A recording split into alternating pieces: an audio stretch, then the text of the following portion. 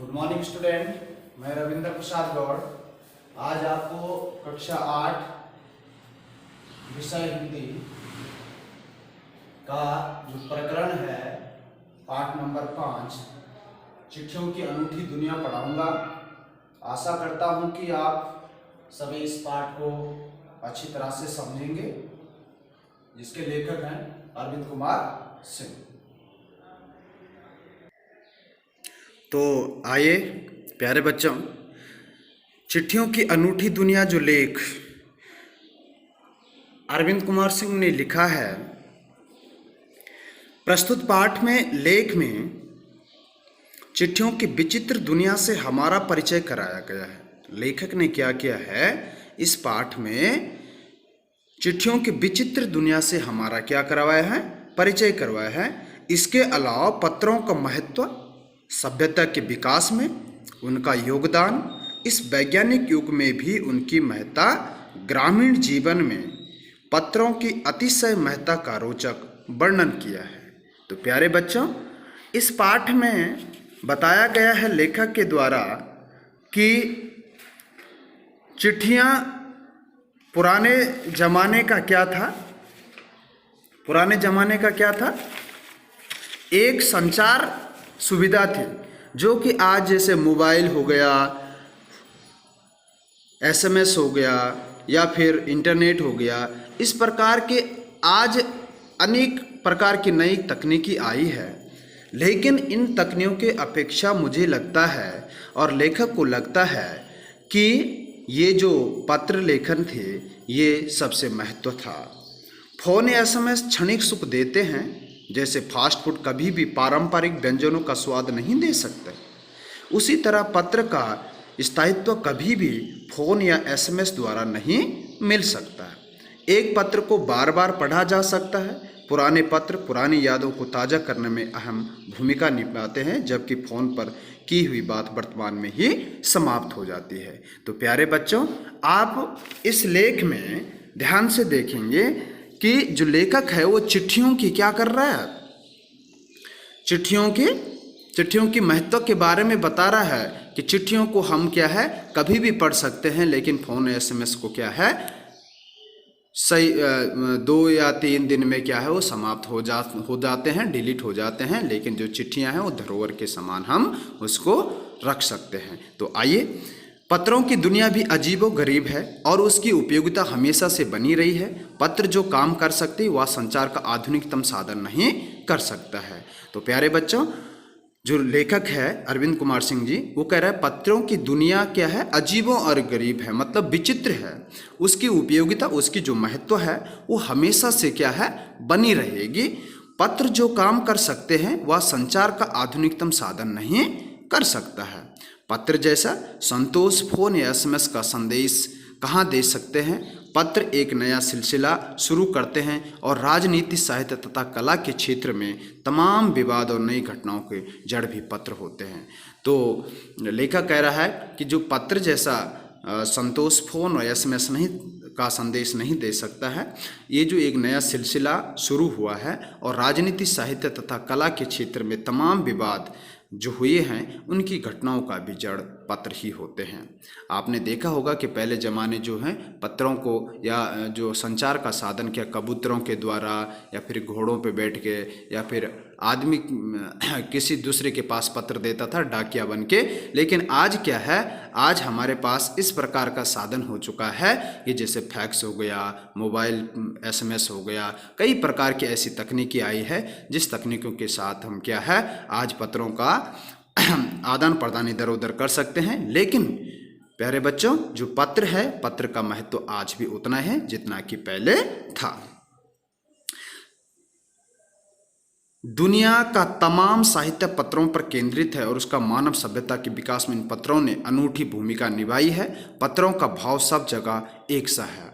तो लेखक कह रहा है कि जो साहित्य लिखा गया है वो भी पत्रों पर ही केंद्रित है। कहने का मतलब है जितनी भी हमारी पत्र पत्रिकाएं पहले बनती थी, उन पत्र पत्रिकाओं के माध्यम से ही हमारा जो साहित्य बना हुआ, हिंदी साहित्य हो या फिर कोई भी साहित्य हो, उस साहित्य का जो मूल कारण है वो क्या है, पत्र ही है। मानव सभ्यता के विकास में इन पत्रों ने अनूठी भूमिका निभाई है। कहने का मतलब है जो मानव की सभ्यता है उस सभ्यता को इन पत्रों ने विकास में इन पत्रों ने बहुत महत्वपूर्ण भूमिका निभाई है। पत्रों का भाव सब जगह एक सा है, ऐसा नहीं कि उसका भाव अलग अलग है। भले ही उसका नाम अलग अलग हो, लेकिन पत्र को क्या है, उर्दू में क्या कहते हैं, खत कहते हैं, संस्कृत में पत्र कहते हैं, कन्नड़ में कागद कहते हैं, तेलुगु में उत्तरम कहते हैं, जाबू और लेख तथा तमिल में कड़ित कहा जाता है। कहने का मतलब है पत्र एक ही है लेकिन उसका नाम अलग अलग है। पत्र यादों को सहेज कर रखते हैं, इसमें किसी को कोई संदेह नहीं है। हर एक ही अपनी पत्र लेखन कला है और हर एक के पत्रों का अपना दायरा। दुनिया भर में रोज करोड़ों पत्र एक दूसरे को तलाशते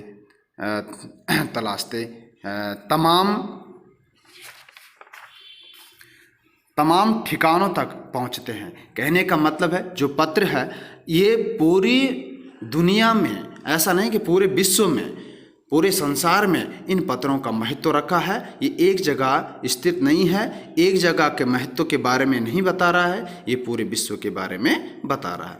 भारत में ही रोज 4.5 करोड़ चिट्ठियां डाक में डाली जाती है, जो साबित करती है कि पत्र कितनी अहमियत रखते हैं। कहने का मतलब क्या है, जो भारत में अभी बताया है 4.5 करोड़ जो हैं ये चिट्ठियां डाक में डाली जाती हैं, और ऐसे भी साबित की जाती है कि पत्र कितनी अहमियत हमारे लिए रखते हैं।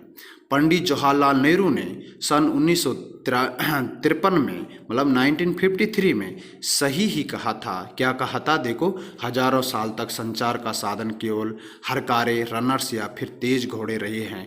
कहने का मतलब है हजारों साल पुराने तक क्या है, जो संचार का साधन है वो जैसे क्या है, घोड़े हो गए, तेज घोड़ों पे बैठ के, या फिर क्या है, कबूतरों के गले पे या फिर डाकिया ले जाते थे। उसके बाद पहिए आए, जैसे रेल, वो क्या उसका नाम, जो बैलगाड़ी होती है उस पर ले जाते थे।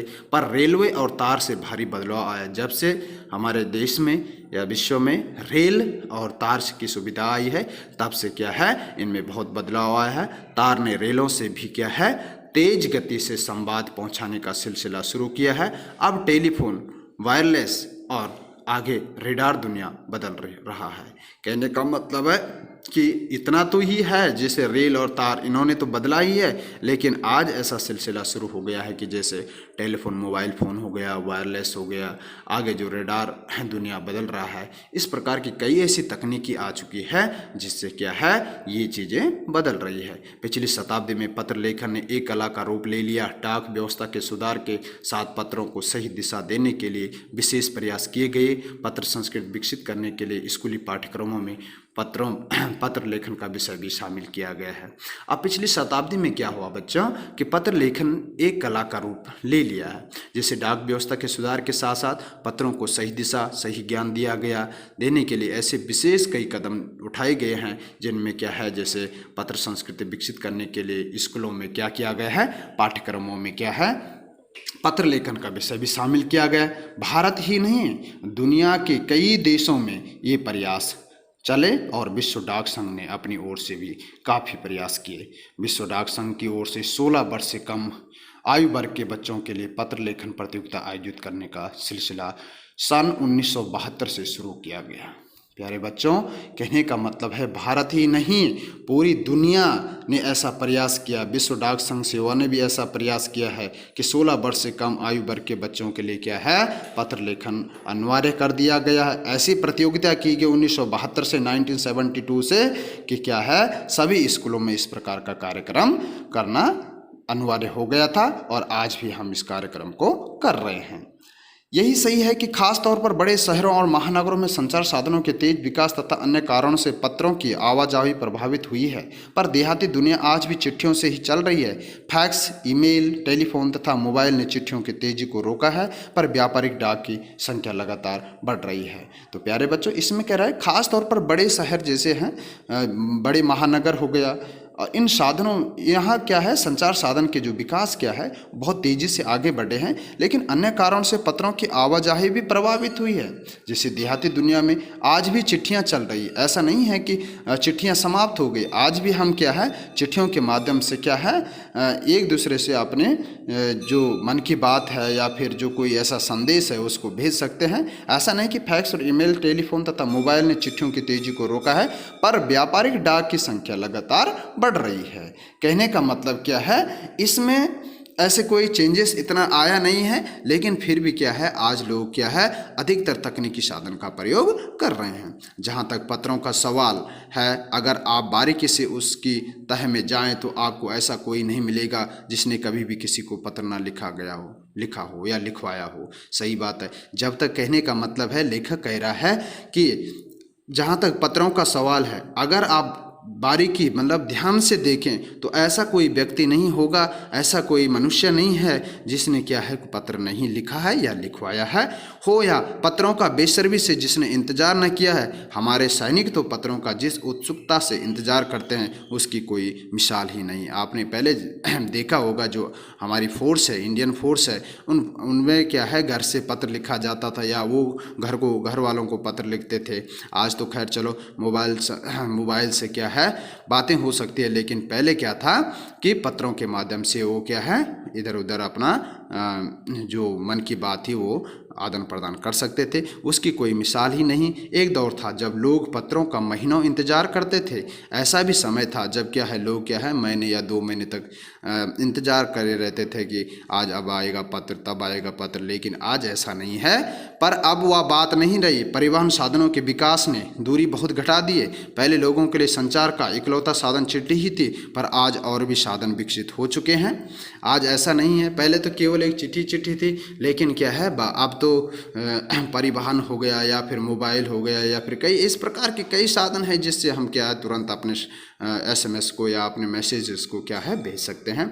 आज देश में ऐसे लोगों की कमी नहीं है जो अपने पुरखों की चिट्ठियों को सहेज और संजो कर विरासत के रूप में रखे हुए हों, या फिर बड़े बड़े लेखक, पत्रकारों, उद्यमी, कवि, प्रशासक, सन्यासी या किसान, इनकी पत्र रचनाएं अपने आप में अनुसंधान का विषय है। कहने का मतलब आज भी देश में ऐसे लोगों की कमी नहीं है जिन्होंने अपने पुराने पूर्वजों की जो चिट्ठियाँ हैं उनको संभाल के रखा हुआ है और क्या है अपने विरासत के रूप में रखा हुआ है। और फिर बड़े लेखक हो या पत्रकार हो या उद्यमी हो, कवि हो, प्रशंसक हो या प्रशासक हो या सन्यासी हो या कई प्रकार कई किसान और भी किसान हैं, कई व्यक्ति हैं, इनकी पत्र रचनाएं आपने अनुसंधान का मतलब होता है खोज का विषय बनाया है। अगर आज जैसे संचार साधन होते तो पंडित नेहरू अपनी पुत्री इंदिरा गांधी को फोन करते, पर तब पिता के पत्र पुत्री के नाम नहीं लिखे जाते जो देश के करोड़ों लोगों की प्रेरणा देते।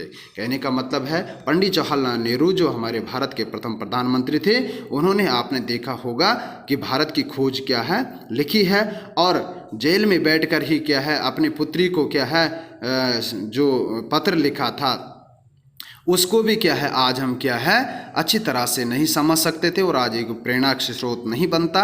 अगर क्या उस समय मोबाइल होता तो मोबाइल से भी बात होती, लेकिन क्या है उन्होंने उस समय उनको पत्र लिखा है। ऐसा आज भी हमने उस चीज़ को क्या है संयोज कर रखा हुआ है, आज भी हमारे पाठ्यक्रम में वो क्या है शामिल है। पर ऐसे में संदेशों का आप जल्दी ही भूल जाते हैं। कितने संदेशों को आप सहेज कर रख सकते हैं। तमाम महान हस्तियों की तो सबसे बड़ी यादगार या धरोहर उनके द्वारा लिखे गए पत्र ही हैं। भारत में श्रेणी में राष्ट्रपति महात्मा गांधी का सबसे आगे रखा जा सकता है। दुनिया के तमाम संग्रहालय जानी मानी हस्तियों के पत्रों का अनूठा संकलन भी है। ये कह रहा तमाम जितनी भी महान बड़ी बड़ी हस्तियां हैं उन्होंने अपने पत्रों पूर्वजों के पत्रों को क्या है यादगार के रूप में संभाल के रखा हुआ है। भारत में श्रेणी में क्या है सबसे पहले राष्ट्रपिता महात्मा गांधी का नाम आता है। दुनिया के तमाम जितने भी संग्रहालय हैं, जितने भी पुस्तकालय हैं, उनमें क्या है इन हस्तियों के पत्रों का अनूठा संकलन है। तमाम पत्र देश, काल और समाज को जानने समझने का असली पैमाना है। भारत में आज़ादी के पहले महासंग्राम के दिनों में जो कुछ अंग्रेज अफसरों ने अपनी परिवारजनों को पत्र में लिखे हुए आगे चलकर बहुत महत्व की पुस्तक तक बन गए। इन पत्रों ने साबित किया कि यह संग्राम कितनी ज़मीनी मजबूती लिए हुए थे। कहने का मतलब है भारत में आज़ादी के बाद आज़ादी के पहले और बाद। महासंग्राम के दिनों में कुछ अंग्रेज अफसरों ने अपने परिवारजनों को पत्र लिखे थे। आगे चलकर वह बहुत महत्व की पुस्तकें बन गई। इन पत्रों में साबित किया गया था कि जो संग्राम कितनी ज़मीनी मजबूती के लिए हुआ। कहने का मतलब है जितनी भी चीज़ें हैं वो सारी चीज़ें क्या है, पत्रों के माध्यम से बनाई जाती थी। महात्मा गांधी के पास दुनिया भर से तमाम पत्र केवल महात्मा गांधी इंडिया लिखे आते थे और वे जहां भी रहते थे वहां तक पहुंच जाते थे। आज़ादी के आंदोलन की कई अन्य दिग्गज हस्तियों के साथ भी ऐसा ही था। कहने का मतलब है महात्मा गांधी जी के पास दुनिया भर से तमाम पत्र केवल महात्मा गांधी इंडिया लिखे आते थे और वो जहाँ भी रहते थे वहाँ तक पहुँचते थे। आज़ादी के आंदोलन की कई अन्य दिग्गज हस्तियों के साथ भी ऐसा ही किया गया है। गांधी जी के पास क्या है, देश दुनिया से बड़ी संख्या में पत्र पहुंचते थे, पर पत्रों का जवाब देने के मामले में उनका कोई जोर नहीं था। कहा जाता है कि जैसे ही उन्हें पत्र मिलता था उसी समय वे उसका जवाब भी लिख देते थे। अपने हाथों से ही ज़्यादातर पत्रों का जवाब देते थे। जब लिखते लिखते उनका दाहिना हाथ दर्द करने लगता था तो वो बाएं हाथ से लिखने में जुट जाते थे। महात्मा गांधी ही नहीं, आंदोलन के तमाम नायकों के पत्र गाँव-गाँव में मिल जाते हैं। पत्र भेजने वाले लोग उन पत्रों को किसी प्रशस्ति पत्र से कम नहीं मानते हैं और कई लोगों ने तो उन पत्रों को फ्रेम करा कर रख लिया है। या है पत्रों का जादू। यही नहीं, पत्रों के आधार पर कई भाषाओं में जाने कितनी किताबें लिखी जा चुकी है। प्यारे बच्चों, जो हमारे पास क्या है, हमारे जो पत्र हैं उन पत्रों की संख्या में क्या है, देश दुनिया में बड़ी तेजी आई है। और कहने का मतलब है जो महात्मा गांधी जी थे, महात्मा गांधी जी को जब कोई पत्र लिखता था तो महात्मा गांधी जी क्या है, उस पत्र का जवाब उसी समय देते थे। तो जैसे दाहिने हाथ से लिखना शुरू कर देते, अगर उनका दाहिना हाथ थक जाता था तो वो क्या है, बाएं हाथ से भी क्या है, लिखना शुरू कर देते थे। कहने का मतलब है ये पत्रों का जादू ही है, ये कला ही है। और पत्र के माध्यम से हम क्या है, भाषाओं में कई किताबें हम लिख चुके हैं। वास्तव में पत्र किसी दस्तावेज से कम नहीं है। पंत के 200 पत्र, बच्चन के नाम और निराला के पत्र हमको लिखो है कहा तथा पत्रों के आईने में दयानंद सरस्वती समेत कई पुस्तकें आपको मिल जाएंगी। कहा जाता है कि प्रेमचंद खास तौर पर नए लेखकों को बहुत प्रेरक जवाब देते थे तथा पत्रों के जवाब में वो बहुत मुस्तैद रहते थे। इसी प्रकार नेहरू गांधी के लिखे गए रविंद्रनाथ टैगोर के पत्र भी बहुत प्रेरक है। प्यारे बच्चों, वास्तव में पत्र किसी दस्तावेज से कम नहीं है। सुमित्रानंद पंत जी ने क्या है, 200 पत्र लिखे। बच्चन के नाम है, निराला जी ने लिखे, कई ऐसे वो लिख रहे, हमको लिखो कहा तथा पत्रों के आईने में दयानंद सरस्वती जी हो गए। कई ऐसी पुस्तकें आपको मिल जाएगी। कहा जाता है कि प्रेमचंद जो है उन्होंने खास तौर पर नए लेखकों को बहुत प्रेरक जवाब देते थे, वो पत्रों के माध्यम से ही, और पत्र के जवाब देने के लिए वो बहुत मुस्तैद थे। इसी प्रकार नेहरू और गांधी के लिखे हुए रविंद्रनाथ टैगोर के पत्र भी बहुत आज हम प्रेरणा के स्रोत मतलब वो प्रेरणा का स्रोत बने हैं और आज हम उनको अच्छी तरह से समझ सकते हैं और उस साहित्य को भी अच्छी तरह समझ सकते हैं। महात्मा और कवि के नाम से महात्मा गांधी और रविंद्रनाथ टैगोर के बीच सन 1915 से 1941 के बीच के पत्र का संग्रह प्रकाशित हुआ, जिसमें बहुत से नए तथ्यों और उनकी मनोदशा का लेखा जोखा मिलता है। प्यारे बच्चों, महात्मा और कवि के नाम से मतलब महात्मा गांधी और रविंद्रनाथ टैगोर के द्वारा या अन्य कवियों के द्वारा क्या बीच में जब 1915 से 1941 के बीच क्या हुआ था, पत्राचार का संग्रह प्रकाशित हुआ था, जिसमें बहुत से नए तथ्य और उनकी मनोदशा का लेखा जोखा मिलता है। और उन चीज़ों को क्या है, आज भी हम क्या है प्रेरणा का स्रोत मान रहे हैं और उनको अच्छी तरह से समझ सकते हैं। पत्र व्यवहार की परंपरा भारत में बहुत पुरानी है, पर इसका असली विकास आज़ादी के बाद ही हुआ। तमाम सरकारी विभागों की तुलना में सबसे ज़्यादा गुडविल डाक विभाग की ही है। कहने का मतलब क्या है प्यारे बच्चों, पत्र व्यवहार की परंपरा भारत में क्या है, बहुत पुराने सैकड़ों करोड़ों वर्ष से है, लेकिन जो इसका विकास, असली विकास हुआ वो आज़ादी के बाद हुआ है। तमाम सरकारी दफ्तरों में हो चाहे कहीं हो, लेकिन क्या है, इनका जो विकास है वो आज़ादी के बाद हुआ है, जब से हमारे पास क्या है, थोड़ा सा क्या है, जैसे परिवहन या रेल या तार ऐसी सुविधाएं हमारे पास आए, तब से इसका विकास अधिकतर हुआ है। इसकी एक खास वजह है यह भी है कि लोगों को जोड़ने का काम करता है। प्यारे बच्चों, कहने का मतलब है कि जो पत्र है वो हमें क्या है, अपने एक दूसरे मनुष्य से, एक दूसरे व्यक्ति को जोड़ता है। घर घर तक इसकी पहुंच है। संचार के तमाम उन्नत साधनों के बाद भी चिट्ठी पत्री का हैसियत बरकरार है। आज भी चाहे कितनी भी नई तकनीकी आ जाए, लेकिन आज भी हम क्या है, पत्रों के माध्यम से क्या है, आवाजाही या इधर उधर क्या है, संदेश भेजते हैं और भेज रहे हैं। शहरी इलाकों में आलिशान हवेलियां हो या फिर झोपड़पट्टियों में रहे लोग, दुर्गम जंगलों से घिरे गांव हो या फिर बर्फबारी के बीच जी रहे पहाड़ों के लोग, समुद्र तट पर रह रहे हो या मछुआरे हो या फिर रेगिस्तान की ठाणियों में रह रहे लोग, आज भी खतों का ही सबसे अधिक बेसब्री से इंतजार करते हैं। वो चाहे घर में हो, चाहे बाहर हो, चाहे शहरी हो या ग्रामीण हो, दुर्गम जगह हो, झोपड़पट्टी में रहने वाले हो, समुद्र के किनारे में रहने वाले लोग हो, सब लोग आज क्या है, पत्रों का बेसब्री से इंतजार करते हैं। एक दो नहीं, करोड़ों लोग खतों और अन्य सेवाओं के लिए रोज भारतीय डाकघरों के दरवाजे तक पहुंचते हैं और इसकी बहुआयामी भूमिका नजर आ रही है। दूर देहाता में लाखों गरीबों घरों में चूल्हे मनी ऑर्डर अर्थव्यवस्था से ही जलते हैं। गांव या गरीब बस्तियों में चिट्ठी या मनी ऑर्डर लेकर पहुंचने वाली डाक या देवदूत के रूप में देखा जाता है। तो प्यारे बच्चों, आपने देखा होगा कि जो आज पत्रों के माध्यम से कवि कह रहा है कि करोड़ों लोग क्या है, अपने खतों को, अपने पत्रों को सेवाओं के लिए रोज भारतीय डाकघरों के दरवाजे तक पहुंचते होंगे। देखा होगा आपने कि क्या है, डाकघर में कितनी भीड़ लगी रहती है। इसकी बहुआयामी भूमिका नजर आ रही है। जो दूर देहाते लाखों गरीब घरों में चूल्हे भी जो आज मनी ऑर्डर व्यवस्था, अर्थव्यवस्था है, आपने देखा होगा उत्तराखंड की जो अर्थव्यवस्था है वो मनी ऑर्डर अर्थव्यवस्था ही है। गाँव या गरीब बस्तियों में मनी ऑर्डर वस्तु से पहुँचने वाला जो डाकिया है उसे देवदूत के